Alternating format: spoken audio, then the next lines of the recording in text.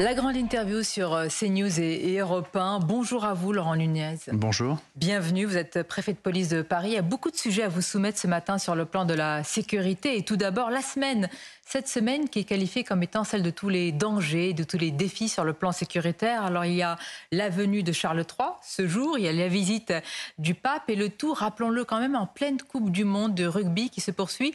Est-ce que pour vous, monsieur le préfet de police, c'est un enjeu de crédibilité, de rayonnement pour notre pays? Oui, d'abord, vous avez raison de rappeler que c'est une semaine très compliquée. Il y a énormément d'événements, une visite d'État, le pape qui sera à Marseille, des manifestations, des matchs de rugby, des matchs de football aussi. On a un Paris Saint-Germain Olympique de Marseille dimanche. On avait fait oui. Paris Saint-Germain Dortmund hier. Oui, c'est une semaine compliquée parce qu'on va mobiliser, le ministre de l'Intérieur nous l'a demandé, de mobiliser des dispositifs de sécurité à très haut niveau. Et je ne pense pas que ce soit un enjeu de crédibilité. Pour nous, l'enjeu, c'est de continuer à être très déterminé, très concentré.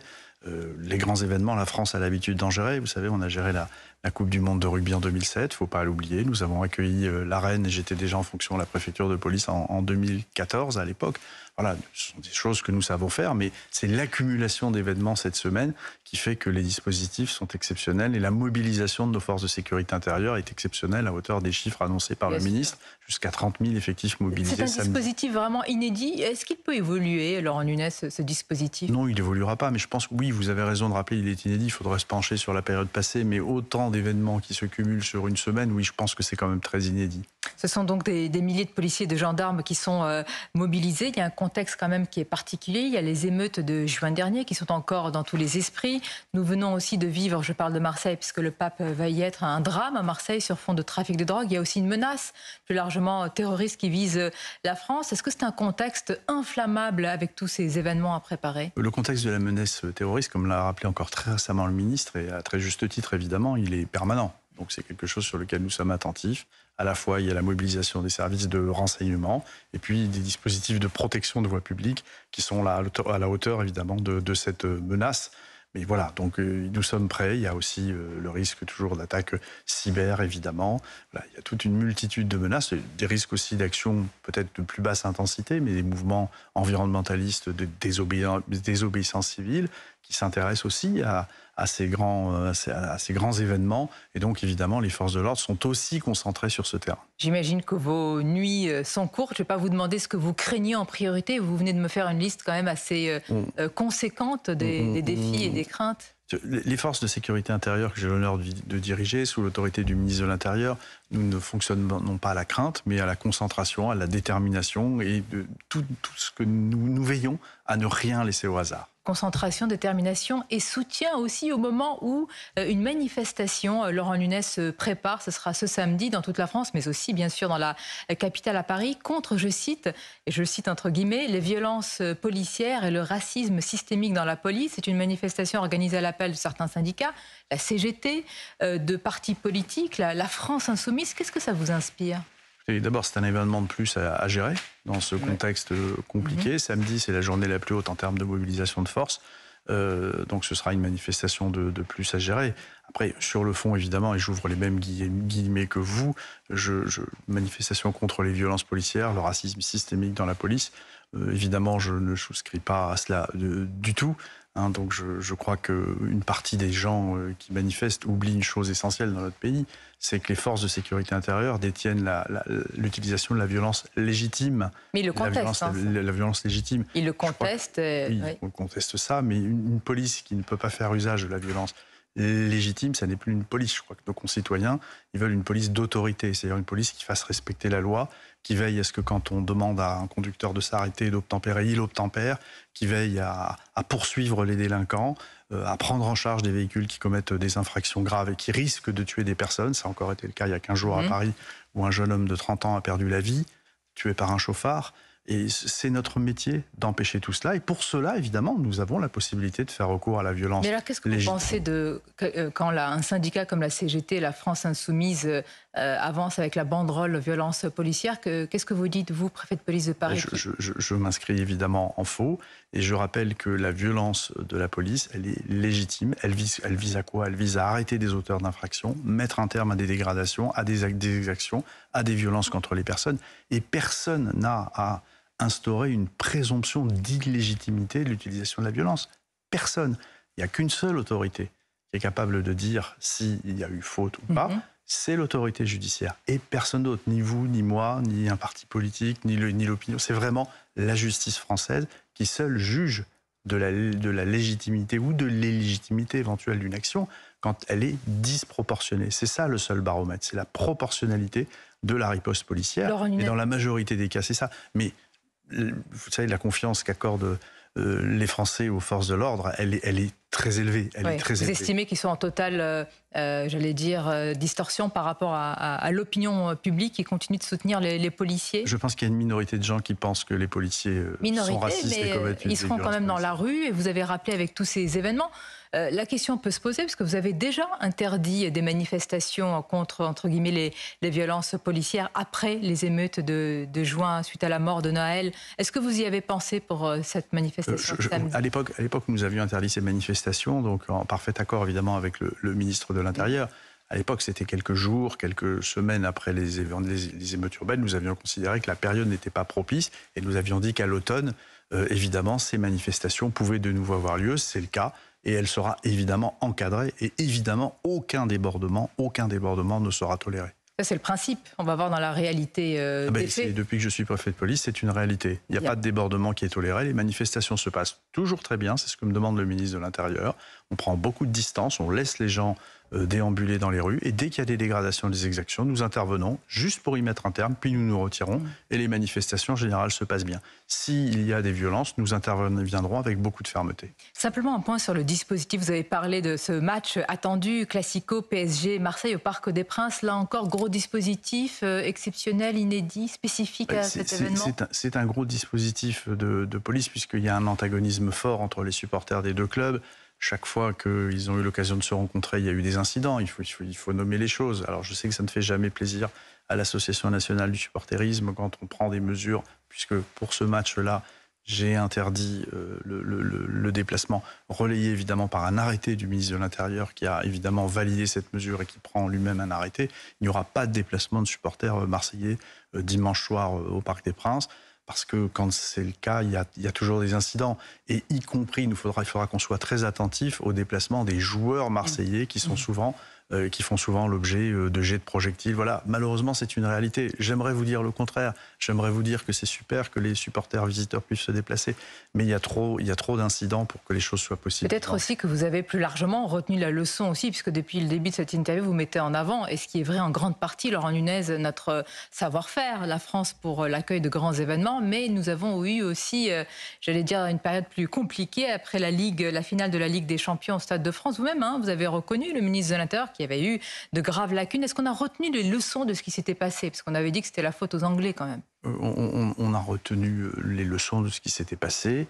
On l'a démontré en organisant la finale de la Coupe de France, qui est sans doute un match le match au risque le plus élevé qu'il peut y avoir. Au Stade de France, c'est une finale de Coupe de France avec des clubs de football, des supporters de football. Donc ça s'est très bien passé. Nous avons eu des matchs de rugby qui nous ont servi de test, comme le match amical France-Australie, ça s'est bien passé. Et puis depuis le début de la Coupe du Monde, ça se passe bien, parce qu'effectivement, on a retenu les leçons de ce qui s'était passé dans la gestion des flux de spectateurs autour du Stade de France, dans la gestion des transports. Je rappelle que depuis la finale de la Ligue des Champions l'année dernière, nous avons un centre de commandement à la préfecture de police qui réunit, en partie financé par le Conseil régional d'Île-de-France, qui réunit l'ensemble des opérateurs de sécurité des transporteurs, donc SNCF, RATP. Dans un même lieu, on travaille tous ensemble et on gère tous ensemble les difficultés. Il va servir pour les Jeux Olympiques, parce qu'évidemment, Laurent Nunez... Bien sûr, ce sera le point névralgique, ce sera le centre de commandement principal des transports dans l'ensemble de l'Île-de-France pendant les Jeux, comme il le fait actuellement pour la Coupe du Monde de rugby. Et puis un point important, un enseignement important qu'on a tiré de la finale de la Ligue des Champions, c'est le dispositif de lutte contre la délinquance qu'on a déployé partout autour du stade, dans les transports et dans les lieux où se rassemblent les supporters, comme les villages de rugby. Et pour ça, il faut des agents de sécurité. Alors, ce qui semble pêcher là pour la préparation des JO, c'est ce nombre d'agents de sécurité. Est-ce que vous maintenez quand même sur la table qu'il peut y avoir le scénario de demande à l'armée de pallier à ces manques? Alors, d'abord, sur le dispositif dont je parlais, les leçons du Stade de France, c'est surtout les forces de sécurité intérieure. C'est la voie publique, les transports. C'est la sécurité, bien sûr. Sur la sécurité privée, dans tous les événements sportifs, c'est le cas actuellement pour la Coupe du Monde de rugby. Les agents de sécurité jouent un rôle important en termes d'orientation des publics, de contrôle d'accès aussi, et évidemment de surveillance à l'intérieur des sites. Il en faut 15 000. Pour les JO, il y a même certaines journées, on monte à 22 000. Donc, pour l'instant, il y a des lots qui ont été passés par l'organisateur. Il n'y a pas de raison particulière d'être inquiet. Voilà, il faut laisser le temps au temps. Et je crois que les derniers lots arrivent à échéance à la fin de l'automne, au début de l'hiver. Donc voilà, on verra tout ça le moment. Vous avez tous les plans de sécurisation déjà qui sont opérationnels, déjà testés? Pour les Jeux Olympiques, tous nos plans de sécurisation sont opérationnels, avec des périmètres de protection, des zones de circulation. Et évidemment, nous profitons de la Coupe du Monde de rugby, c'est ce que nous demande le ministre de l'Intérieur, pour tester ces dispositifs. Pour nous, c'est évidemment un test grandeur nature avant les JO, évidemment. Laurent Nunez, il y a un point important, et c'est essentiel de l'évoquer pour beaucoup d'habitants, de riverains. Vous êtes préfet de police de Paris, vous intervenez ce matin sur CNews et Europe 1. Ceux qui nous écoutent probablement font partie de ces riverains qui n'en peuvent plus, évidemment, du fléau du crack. Nous en parlons souvent sur nos antennes. Ils dénoncent un abandon de l'État, une impuissance des autorités. Est-ce que vous pouvez venir avec des chiffres, avec un premier bilan d'État? Vous aviez dit vous-même, vous étiez engagé à faire face à ce fléau. Oui. D'abord, vous dire, je comprends, moi, la détresse des habitants. Je vais vous expliquer pourquoi. Je comprends cette détresse. Et je peux vous dire qu'avec le ministre de l'Intérieur, on la partage et c'est une de nos préoccupations. Quand j'ai été nommé, il y a maintenant 14 mois, le ministre de l'Intérieur m'avait demandé d'éradiquer la consommation de crack à ciel ouvert. Éradiquer? C'est ce qu'on a fait. Il n'y a plus de scènes de consommation à ciel ouvert. Il y avait un campement à Forceval. Je vais y venir. Monsieur le préfet. Il y avait un campement à Forceval. Donc sur un square où les consommations se faisaient à ciel ouvert, les ventes se faisaient à ciel ouvert. Dans la journée, il pouvait y avoir plusieurs centaines de personnes. C'était avec une délinquance forte aux abords. En 3 mois, nous avons démantelé ce camp. C'était il y a 1 an. Bon, le camp a été démantelé. Déplacé ou démantelé? Il a été démantelé. Il n'y a plus d'autres camps dans l'Est parisien. Il y a des consommateurs, et ça je ne le conteste pas, il y a des consommateurs qui dispersés se promènent ici ou là. Vous avez des trafiquants qui essaient de les regrouper pour faire des ventes flash, leur vendre rapidement du produit. Mais donc c'est pour cela que nous déployons énormément de policiers pour continuer à disperser ces consommateurs, mais surtout arrêter les trafiquants. C'est ça le plus important. Il faut qu'on démantèle les trafiquants. On en a interpellé depuis le début de l'année 315. Vous savez, généralement, ils prennent plusieurs années de prison. Ce sont beaucoup. Quels sont les profils? On peut dire que c'est l'immigration illégale. En partie, certains sont en situation irrégulière. En grande partie, ce sont donc des vendeurs sénégalais, parfois guinéens, gabonais, donc qui vendent donc le crack. On en a interpellé 315. Donc la plupart sont condamnés. Moi, je veux saluer l'action de la procureure de la République à mes côtés sur ce dossier. L'an passé, pour toute l'année, on en avait interpellé 285. Donc on va continuer ce démantèlement judiciaire. Maintenant, je veux dire, le fond de ma pensée, c'est que nous, l'action policière et la justice, puisque la justice est à nos côtés, évidemment, dans cette affaire, on est au maximum de ce qu'on peut faire. Il faut qu'on monte en puissance, et c'est ce que nous faisons sur le dispositif sanitaire et social. Vous savez, moi, je ne demande pas à des médecins de démanteler des trafiquants de crack. On ne peut pas demander à mes policiers de soigner des consommateurs. Donc, moi, mes policiers volet savent pas le faire. sanitaire. Ils savent disperser, ils savent interpeller, rassurer. Sur le volet sanitaire, vous êtes en train de dire... On doit monter en puissance sur le volet sanitaire. C'est ce qui est fait. C'est une manière de dire que... Vous savez, toutes les nuits, il y a 610 consommateurs de crack qui sont logés dans des dispositifs ou qui sont pris en charge. Et ils sont des dispositifs efficaces puisque 87% d'entre eux qui passent par ces dispositifs réduisent leur consommation et 19 l'ont arrêté. Mais il faut encore aller plus loin. Quand certains vous disent non, on ne croit pas à cette promesse, ça vous l'entendez, d'éradication, c'est illusoire. Vous nous avez, d'ailleurs je l'ai noté, c'était dans le Parisien, vous aviez dit vouloir éradiquer le fléau du crack d'ici 1 an. Oui. C'est ambitieux. Mais est-ce que c'est pas totalement on va continuer. illusoire? Non, mais on va continuer. Il n'y a plus de consommation à ciel ouvert. Il y a quand même moins de consommateurs qui errent, j'emploie le mot à dessein, qui errent dans les rues et qui créent ce sentiment fort d'insécurité quand certains ne sont pas effectivement eux-mêmes violents. Donc, et par ailleurs, on augmente le nombre d'interpellations et de démantèlements de trafic, parce que c'est ça le nœud du problème. Il faut qu'on arrive à démanteler ces réseaux de trafiquants de crack, qui sont des micro-réseaux, en interpellant des vendeurs et surtout en démantelant la cocaïne, et qui arrive essentiellement de Guyane. Et de ce point de vue, on a démantelé 130 réseaux depuis le début de l'année. On a saisi 220 kg de cocaïne. Voilà, il faut continuer. Mais je comprends la détresse des habitants. Il reste des consommateurs qui sont encore présents sur la voie publique. Et on va maintenir le dispositif de police aussi longtemps qu'il le faudra. Merci Laurent Nunez, c'était votre grande interview sur CNews et Europe 1. Et j'allais dire bonne chance à notre pays, hein, évidemment, pour l'organisation de ces grands événements, pour le rayonnement de la France avec ses visites et ses défis. Merci à vous. Merci. Et très bonne journée.